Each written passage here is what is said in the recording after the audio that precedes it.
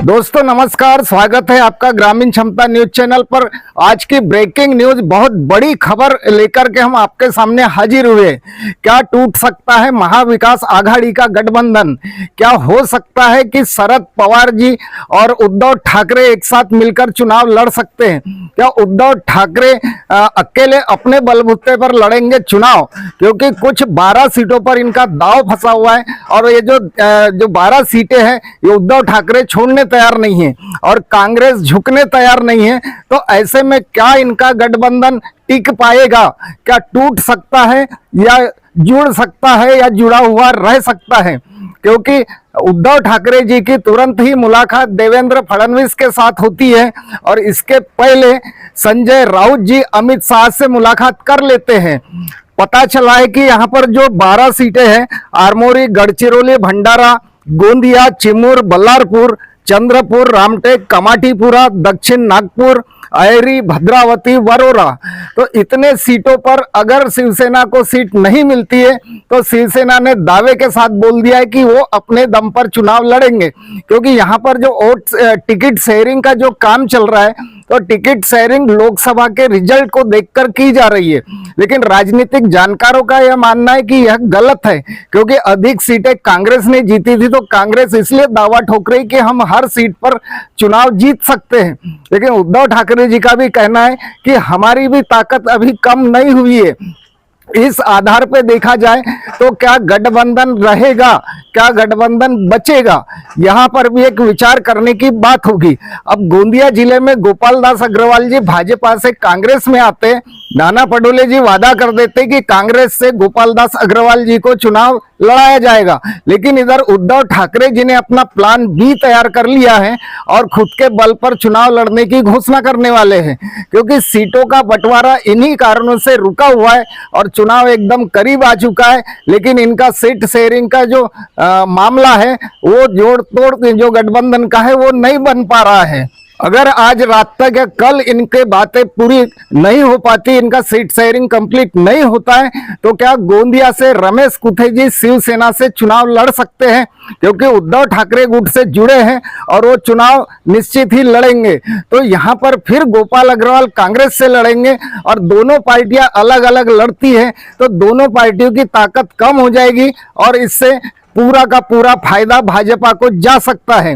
तो क्या अमित शाह के साथ मीटिंग होती है संजय राउत की, तो क्या प्लानिंग तो इस टाइप का नहीं है कि प्लान बी तो बन ही रहा है, लेकिन प्लान बी यानी भाजपा को सपोर्ट करना ये भी हो सकता है।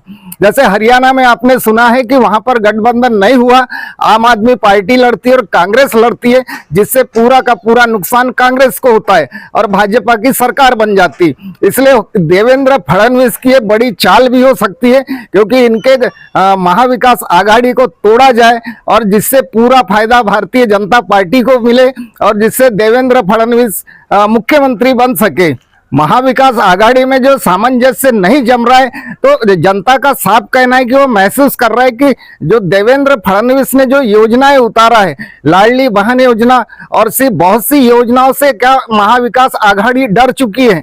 क्या उन्हें साफ नजर आ रहा है कि भाजपा की सरकार बनने जा रही और भाजपा चुनाव जीत सकती है? इसलिए इनका महाविकास आघाड़ी से अलग अलग लड़ने का जो निर्णय लिया गया है वो एकाएक किसी को हजम नहीं हो रहा है। क्योंकि कांग्रेस ने भी जो जीत पर अड़ी है, नाना पटोले जी जीत पर अड़े हुए, कांग्रेस का साफ कहना है कि हम ना झुकेंगे, हम नहीं झुकेंगे। तो अगर नहीं झुकते हैं तो फिर इस चुनाव का जो रिजल्ट है क्या होगा? क्योंकि इस बार का जो भाजपा का जो प्लानिंग है, भाजपा का जो प्रोग्राम है, इतना मजबूत तरीके से इस बार चुनाव लड़ने की तैयारी में कि वो किसी भी प्रकार की गलती नहीं करना चाहते। लोकसभा में जो हार मिली उस हार को देखते हुए इस बार हर दाव पेच आजमाने के लिए भाजपा तैयार है। और इधर देखा जाए तो जैसे गोंदिया की बात करेंगे तो यहाँ से भाजपा के उम्मीदवार घोषित हो चुके हैं। विनोद अग्रवाल जी यहाँ से गोंदिया विधानसभा से भारतीय जनता पार्टी के प्रत्याशी रहेंगे। वैसे तिरोड़ा से विजय रहंगडाले जी वहां के प्रत्याशी बनकर चुनाव लड़ेंगे। सभी क्षेत्र की जनता और सभी मतदाताओं का जो ध्यान है पूरा महाविकास आघाड़ी के निर्णय के ऊपर टिका हुआ है। कब तक उनके जो नेता है, जैसे यहाँ से हम गोंदिया की बात करेंगे तो गोपाल अग्रवाल जी की जितने भी कार्यकर्ता है वो इंतजार कर रहे हैं कि गोंदिया का फैसला होगा कब।